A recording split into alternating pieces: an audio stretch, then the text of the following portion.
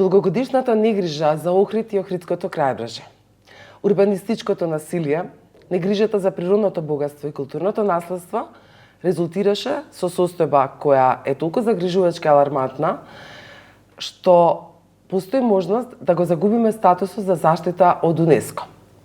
Добар ден за Драгана Велковска, активистка на СОС Охрид, Александра Бојаровска од Фронт 2142. Деновиве се крена прашина, отиде едно соопштение од Фронт 2142, ден потоа дојде предлог законот како таков изгласан, помина на седницата на влада. И сега прашањето е прво, дали вие верувате, еве, конкретно во оваа нова институционална мерка, сметате дека овој закон, кој пак предвидува во период од 6 месеци дека ќе спроведе некакви мерки за заштита и дека истиот ќе вроди со плод. Но, како што видите, натаму сте загрижени, искуството ви покажало дека тоа баш не оди така. Зошто е тоа така? Од каде толку голема недоверба?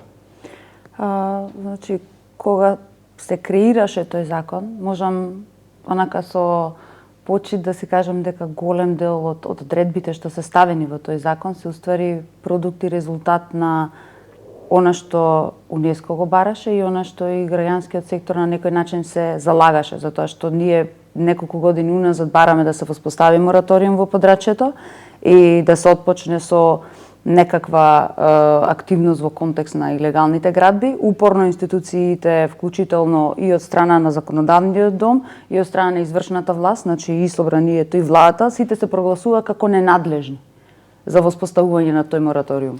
Добро, конкретно тој мораториум во чија надлежност, кој може да го спроведе? Тој мораториум може да се спроведе и на општинско ниво, може да се спроведе и на владино ниво, може да се спроведе и на ниво на собрание. Значи сите овие институции кои што ги кажувам, сите имаат законска можност да го воспостават мораториумот. На ниво на општина може да го воспостави советот со изгласување на таква одлука, на ниво на влада се воспоставува со одлука од страна на влада, а од страна на собрание може да се воспостави и со одлука и со резолуција, во зависност од тоа која е пораката која што едната или другата или третата тип на власт сака да испратат кон подрачјето. Најчесто, ако со вистинска сериозност пристапите кон проблемот, таква одлука треба да дојде од владата, како нели онај највисок орган во контекст на извршна власт, а не да се остава тоа на политичката волја на општините или пак и на други институции кои што реално покажаа години уназад дека едноставно не може да се справат со она што се случува во рамки на трите општини, а тоа е Охрид, Струга и Дебрца. Сега во тој закон ставена е таа одредба. Лошото беше што во 5 до 12 би кажала, голем број од одредбите се менуваа. Се менуваа нели за да одговараат на она што сепак на крајот таа нека урбана мафија го посакува. Беа трнати одредби од аспект на градежниот инспекторат, од аспект на урбанистичкиот инспекторат, одредби кои што уствари во иднина би значеле дека тој закон значи вистинско спроведување на тој мораториум. За жал, тргањето и сега враќањето на тие одредби во толку краток период без никакво објаснување, него само за тоа што добивме црвен картон од страна на УНЕСКО, не влева надеж дека има вистинска волја политичка да се смени ситуацијата таму. Сето тоа во наши очи изгледа како еве ова е последниот крик на креирање на некаква илузија, затоа што и преходните мерки кои што беа превземени, како на пример надзорната расправа во собрание и така натака, ниту една од тие препораки, од тие заклучоци на надзорната расправа не се испочитува. Значи се прави за да се покаже некаква фасада, дека ете ние се грижиме, точно, може да се види, а во реалност се случува обратното. Добро, интересен е фактот, Драгана, што УНЕСКО немаше да биде информиран за оваа состојба, во каква алармантна состојба се наоѓа Охрид и целото крајбрежје, доколку вие тоа не го направевте со еден ваш извештај. Дотолку е голема почита кон активизмот во овој регион, значи дека доколку уште тоа го немаме, веројатно Охрид до сега ќе го загубеше статусот, тој ќе пропагаше како што пропага секојдневно. Рече си секојдневно, слушаме, да, се има Дивоград, Бакајчинарот, се гради над џамијата, врз базиликата, се тоа без дозволи, со сомнителни дозволи, ингеренциите се префрлуваат, но работата тече, урбаната мафија го прави своето. Драгана, како вие дојде до тоа да испратите соопштение, анализа до УНЕСКО? Охрид СОС е формирано уште 2015 година. Ние сме неформална граѓанска иницијатива која што се формираше исклучиво за заштита на извонредната универзална вредност на УНЕСКО регионот. И ние од тогаш па наваму континуирано и посветено работиме на сите буквално аспекти од она што значи вредност која светот ја препознал како таква. Да нагласам дека ние сме едно од само 38 вкупно локации во светот на мешано културно и природно наследство и на европско тло има вкупно 8 локации во 6 држави, а турската всушност дезигнација е на азиското тло. Така што тие имаат 2 локалитета таму. Ние имаме нешто што очигледно оние кои ги бираме на власт не знаат да го ценат, не сакаат да го ценат, би рекла, бидејќи поважни им се моменталниот финансиски интерес, задоволување на партиските пазари, пазарењето со гласови, со моќ, некаква привидна, привремена и така натаму, но Охридскиот регион е една огромна вредност, едно огромно богатство кое што милиони години постои на ова тло. Од која година е под заштита на УНЕСКО Охрид? 79-та е првата дезигнација, потоа 80-та година е всушност комбинирано прогласено. Така Ваква алармантна состојба од тогаш да до денеска не се случила, претпоставувам дека. Не се случила, бидејќи како се менува секоја локална, централна власт, таа злоупотреба само се надградува и усовршува на овој регион. Досега ниеден од оние кои биле избрани да управуваат со овој регион не покажал вистинска свест за тоа што е вредно да се заштити и не покажал соодветна одлучност за да го заштити. Затоа јас често кажувам дека ние кога излегуваме на избори, ние сме принудени да бираме кој да не краде, а не кој да не води. Затоа што нашите политичари постојат во оваа земја само за да крадат државни пари, а не затоа што вистина на предизборните кампањи ветуваат дека ќе прават во корист на граѓаните, во корист на јавниот интерес и така натаму. Регионот е под страшен притисок. Јас би рекла дека ова не е алармантно, него не знам веќе збор со кој би се опишало. Охрид СОС во 2017 година го поднесе својот прв извештај до реактивната мисија која овде дојде во регионот да го оценува сето зло што му го направивме ние на Охрид, односно што му го направија оние кои беа на власт, бидејќи тие кои се на власт се тие кои се должни да го заштитат. УНЕСКО многу често се случува во јавноста да има забуна дека УНЕСКО е тој кој заштитува. Не. УНЕСКО ве признава како нешто извонредно, како нешто што светот го видел само на тоа едно место и на никоја друго повеќе. А ваша обврска како земја е вие да го заштитите. Така што со меѓународниот договор кој ние го подпишуваме со седиштето на УНЕСКО како држава, ние се обврзуваме да го не само да го заштитуваме, туку и да го унапредуваме тоа што го имаме. Ние не само што не го заштитуваме, унапредуваме веќе, не знам, научна фантастика, ние го уништуваме на секој можен начин. Почнувајќи од сите нелегални градби кои се во регионот. Имаше од реактивната мисија препораки кои се доставија детални препораки и многу концизни до нашата влада, кои требаше да ги исполнат за регионот да се прогласи нели за дека е во добра состојба и дека нашата влада соодветно го заштитила. Тоа беше лани? Тоа беше во 2017 година. Има рок за исполнување, оваа влада имаше шанса. Тоа што го направи ВМРО пред нив, го направи. Реактивната мисија дојде, го констатираше и рече: "Во ред, тие пред вас си отидоа, повеќе не се тука. Вие сега имате шанса да го заштитите регионот." Ја даде шансата и оваа влада ја пропушти. Не само што ја пропушти, него буквално би кажала без никаков осет, совест и свест ја злоупотреби таа шанса. Очигледно дека тоа е така, инаку ќе мора да напоменеме дека ќе беше убаво да бидат тука представници владени, некој што учествувал во креирање или на предлог законот или некој што е надлежен во Министерството за култура, можеби во општината Охрид, можеби во представник од влада. Се обидов, но тие се извинија и рекоа дека заради многу врски не може да присуствуваат денеска тука. Да се надеваме дека тие обврски се такви, тие се веќе на терен и работат на мораториум на Охрид. И јас не би се надевала искрено, да не можеме да ги соочиме. Ова беше една и од најголемите адути, така да кажам, на оваа влада сега. Так. Дека проблемот кој таа го имаше со ВМРО беше што ВМРО не излегуваа на дебати. еве сега имаме дебата, еве сега СДСМ ги нема. Да, ова не е прв пат. Значи ова е не само се случило и друг повторување, пат. Да. унапредување и усовршување на практиките од една во друга гарнитура, од една во друга гарнитура, принципот останува. Така, пренесување исто така на ингеренциите е многу интересна во овој случај конкретно со заштитата на Охрид, затоа што секој ја прифрлила картата под чија надлежност е природното наследство, под чија надлежност е културното наследство и така натаму. Но да се задржиме, Александра, што е најкритично во моментот во Охрид?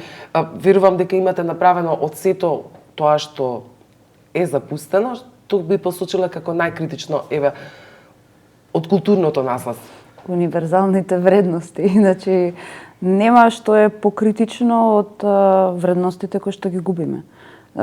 Критериумите врз основа на кои што е прогласено целото подречје се двата, и природното и културното наследство. И во природното и во културното наследство и во она миксот што на некој начин го верификуваме, кој што се однесува на визурата, на пределот, на она што визуелно се гледа и се доживува како човечки некој фактор, значи се е под закана. Се. Езерото е под закана од долгогодишната негрижа, колекторскиот систем нема, тој што претходно е некако проектиран за околу 20 на 30 илјади жители, кои што и онака во моментов е во толку лоша состојба, затоа што никој со години уназад на ниту еден начин не постапил или не помислил дека треба тоа да се санира или треба да се прошири, мајки го предвид што се случува во градот. Сета таа илегална градба, сите тие градби кои што се легализираат понатаму, тоа сето трпи и влијае врз Охридското езеро. Затоа што сета таа урбана средина која што се креира, кога нема третман соодветен, кога нема план соодветен, тоа сето влијае на подрачјето кое што го имате. Имате илегални градби кои што се легализирани во рамки на заштитено подрачје национален парк. Имате цели огромни градби и платформи пуштени во Охридското езеро. Значи нема сегмент во кој што ние како држава не сме успеале да навлеземе, да го уништиме или на некој начин да го модификуваме за да ја доведеме неговата универзална вредност, која што уствари поради која што УНЕСКО нас не прогласило за светско природно и културно наследство, да ја доведеме во прашање. Во секоја смисла на зборот. Значи и од културното наследство е иста ситуацијата, Плаошник, другите градби. До ден денес се уште нема соодветна инвентаризација на сето културно наследство кое што се наоѓа во регионот. Значи замислете, од кога постои регионот како таков, ние од УНЕСКО сме побарале, тоест не ние, тогашната Југославија, побарала еден сет на грант на пари за да воспостави некаква структура, воспостави план, воспостави се. Од тогаш, значи работите трнале буквално надале. Ниту една влада од која постои оваа држава не направило ништо друго освен да се погрижи да ние го уништиме подрачјето. Сега да, во право беше и колешката, една влада имаше шанса да покаже поинаков пат. За жал, покажа дури уште појак пат од претходното, затоа што ние следиме што точно се случуваше во трите општини. Над 300 легализации поминаа во секоја од општините. Општините отидоа на јуриш, точно. Да? Само што излезе препораката на УНЕСКО за воспоставување на мораториум, општините во секоја, значи тоа се огромни бројки, помина еден куп планови. Планови за Елшани, планови горе за Коњско, значи тоа се крајбрежни населби. Градби некакви како хотели, викенд населби. Се. Понатамошно урбано оселување на регионот. Да, тажна е оваа слика, значи подсетува малку, тоа ќе премина во некаква туристичка дестинација која ќе се сведе на паланечки туризам, кој ќе биде од оној тип на влезот во кафичите внатре во езерото. И тоа ќе се запусти и ќе остане така. Има еден пример, читав за дека во Котор се случило истото. Црногорското крајбрежје гледам дека е така силувано на тој начин и тоа изгледа многу тажно покрај целото. Морам да ве поправам, кај Котор беше, значи, ситуацијата се влоши откако имаше еден земјотрес и среќа беше што Котор веќе беше ставен на листата на опасност и кога отпочна она урбана мафија да работи за да има што повеќе и повеќе градби. Затоа што е многу слична ситуацијата како со Охридското јадро, старото Охридско јадро. Тоа што се случи е што владата нивна одлучно застана со решение за воспоставување на мораториум на градба, на секаква градба. И тоа многу добро се почитува. За разлика од нашата, која што имаше толку долго време, имаше толкава можност, затоа што сите закони тоа го овозможуваат, и едноставно немаше политичка волја да го реши проблемот. Тоа е. Веројатно дека мотивот и интересот е многу голем. Претпоставувам дека корупцијата не може тука да се надмине, но еве Ивор Пратеникош Богар беше пред 3 дена во Охрид, веројатно некој од вас можеби беше на таа средба со активистите, каде што исто така беше многу дециден дека оваа состојба мора да се прекине, да свесно се крене на повисоко ниво. Сега, настрана од тоа што не функционираат законите, значи имаме дивоград, имаме или коруптивен механизам на функционирање на општината, локалните власти, каква е свесноста воопшто на локалното население? Ева конкретно на охриѓани, тие дали имаат свест што се случува и на Струшани со целото нивно крајбрежје?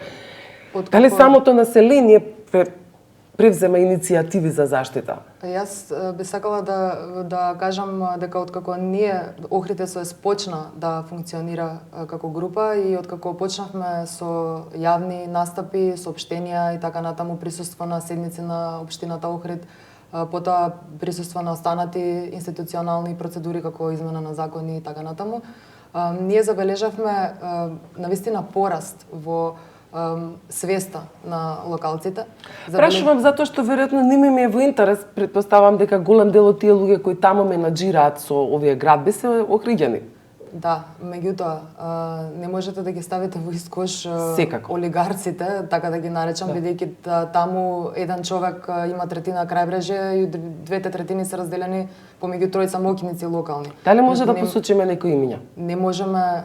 Зашто зборуваме? За овие локални моќници, за кого станува збор? Веројатно тоа не се некои мистериозни личности. Претпоставам дека вие имате информации. За угостителски објекти, сега кога кажам за угостителски објекти, не мислев на локални моќници во смисла на оние кои узурпираат и градот бесправно. Јас би го спомнала Нефи Усеини, кој е советник во општината Охрид, истовремено и е член освен на советот и на комисијата за урбанизам, истовремено тој има градежна фирма. Така. Која гради во Охрид бесправно. Има конкретно добиено решение за уривање на дивоградба, никој не постапува по тоа решение, имаше наеден соопштение дека тој нападнал инспектор од управата за заштита на културно наследство, во некаква постапка тече во јавното обвинителство, меѓутоа јавноста се уште нема никаква информација за исходот од тоа. И тој не е единствениот. Мислам, овде буквално се работи за една спрега помеѓу партијата и бизнес секторот, нели? Така функционира тоа кај нас веќе со децении и тоа е всушност основната, коренот на причината зошто ние се наоѓаме сега во позицијата во која се наоѓаме. Ние имаме разуздана урбана мафија која што ги пишува законите. Имаме, например, до 2018 година декември владата на СДСМ имаше можност и да воведе мораториум, имаше можност и да направи инвентаризација на нелегалните градби, имаше можност и да ги урне оние нелегални градби, кои веќе постоја, имаше можност да не даде нови дозволи за нелегални градби, имаше можност да направи целосна темелна анализа на кумулативното влијание на сета урбанизација во регионот. Ништо од овие постапки не се случи до декември 2018 година. Дали се работи за неспособност или се работи единствено за никаков интерес за да се случи тоа, за да се изведе тоа, ние не можеме да знаеме, меѓутоа резултатот е тој кој што е.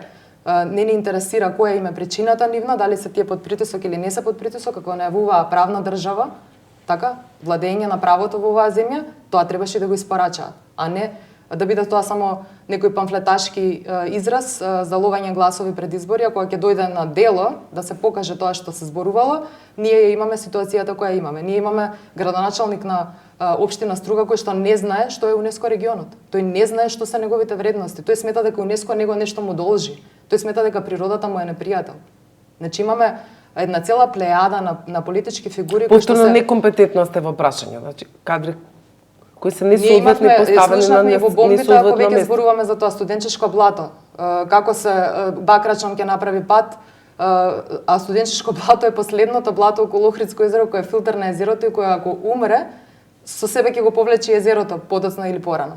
Значи секој буквално кој имал моќ и кој одлучувал во тој регион не бил на ниво на задачата. Не само што не бил на ниво на задачата, мислам се работи Туку го искористил тоа во своја полза. Го злоупотребил тотално. Злоупотребил. Ние имаме цели депонии покрај Црн Дрим. Имаме депонија која што Мауцкер е само порамната, ништо не е исчистено. Имаме некакви си најави за депонија во сливот на Охридското езеро, регионална депонија. Јас не знам кој може да го смисли тоа воопшто така да функционира на таков начин. Ние имаме палење на цели појаси Трска кај Калишта, кај Струга. Никој не одговара за тоа. Се тампонира и изјавата на Мерко е дека градежен шут имало таму и грмушки и трња било змијарник во просторот, па он го облагородил со неговите бесправни градби. Значи ние имаме една цела изопачена и обратна поставеност на нештата и немаме институции кои тоа ќе го санкционираат. Ние немаме институции, ние си играме држава, реално кажам, ние си играме држава. Јас би сакала да кажам и дека во овој контекст, ако се прогласи овој регион за грозно наследство, ние ќе бидеме еден од 54 региони во светот, тоест со нас 55. Од нив, меѓу 70 и 80% се во завојувани подрачја, кризни подрачја. Значи тоа што зборува за нас? Ние овде сме заложници на една, не знам како да наречам, веќе криминална структура која што со години паразитски функционира врз нас. Ние сме само се користиме како една обична машина за гласови, давање. Да, штом не функционираат институциите на системот, тоа веројатно во воени околности е така и евентуално во вакви необјасними, кои не можеме како да ги формулираме едноставно. Не е толку дека е необјаснево, значи сите тие решенија, сите тие Необјаснево ако се одобренија, декларираме за правна држава, нели? сите тие решенија се издадени од на нив стоат потписи, на нив стоат институции. На пример, она што се доколку се случуваше посочи еден човек кој ќе преземе одговорноста, ќе каже да јас ова го потпишав и тој човек за тоа ќе одговара едноставно пред законот. Тука е разликата Тука што до ќе сега, може- до ден Да. денес, тие сите одобренија, она се што се случува е направено врз основа на одобрение. И тоа за студенчишко блато и се тоа што го зборуваме, на него стои потпис. Потпис од институција, потпис од лица. До ден денес ниту еден не се погрижил да ги провери тие потписи и тие мислења и тие позитивни мислења издадени од институции кои што би требало да издадат негативно мислење. Не туку продолжиле да се потпишуваат Точно. едноставно на слични Кога документи. некој ќе тоа е почне да одговара за своето мислење, вистински во оваа држава, тогаш може да кажеме дека е правна држава. Затоа што до сега, ево, дури ако отидете на ниво на Министерство за култура, на Министерство за животна средина и така натака, нели оние надлежни кои што се, ќе видите дека они даваат одобрение за се ова што ние го зборуваме. Значи, се додека тоа не се промени, додека не сватат институциите, вработените во институциите, дека одговараат за нивниот потпис, за нивното одобрение, за штетата што после тоа ќе се генерира на природното и на културното наследство, нема да имаме промена на оваа држава. Ќе имаме само промена на гарнитура и таа промена на гарнитура знаеме секојаш како работи во својот интерес. Кога ќе се смени таа суштина, кога вистински ќе одговара тој експерт што дал одобрение дека може на Плаошник да се гради нешто што е 3 ката и така натака, тогаш е уствари вистинската одговорност. Кога тој експерт кој што потпишал за легализација на дивоградба во рамки на заштитено подрачје Национален парк Галичица или во рамки на крајбрежен појас помалку од 100 метри од Охридското езеро, тогаш, само тогаш, ќе имаме вистинска промена во држава, кога експертите, вистинските експерти ќе окажат гласот и тој глас ќе биде почитуван. До тогаш ќе бидеме ова што сме и сега и што бевме многу години уназад, само заложници на оние финансиски мокници или, како да кажам, нека урбана мафија која што си оперира онака како што оперира во нивен интерес и стварно ниту има познавање, ниту пак има желба да има познавање за што е она што ќе го изгубиме ние. Тоа сето зависи полза, од нас. независно од последиците, никој тука не се грижи за последиците. Последиците тешко се лечат, секогаш треба да се најдат причините, тие се лечат, некако последиците не. Ако ветува владата со овој предлог закон, сега ќе видиме нели ќе помине во собрание, дека веднаш ќе стапи на сила мораториум. Веројатно тоа инспектори ќе можат на терен да го видат дали е тоа така, И дали ние ќе го има видиме казни. на терен. Значи, до сега ви кажувам дека во ситуации каде што законите беа многу децидни во однос на постапување по илегални градби или било каква инфраструктура во заштитени подрачја, беа многу јасни. Последниот пример со Матка кажува нешто обратно, каде што инспекторите и покрај јасноста на законот си ја префрлуваат топката. Го толкуваат како што се не додека одговара, нема политички интерес и додека не се заземе на владино ниво, на ниво на држава, одредена одлука која што ќе вика ние од денес ја менуваме страницата за ова подрече, не верувам дека ќе имаме разлика. Добре, ајде да видиме што ќе покаже мониторингот на наредниот период. Драгана Вилковска, Александра Бојаровска, многу ви благодарам за гостувањето денеска кај нас. Се надевам дека следниот пат ќе имаме и гости кои ќе можат да ви опонираат и да ги соочат аргументите. Благодарам.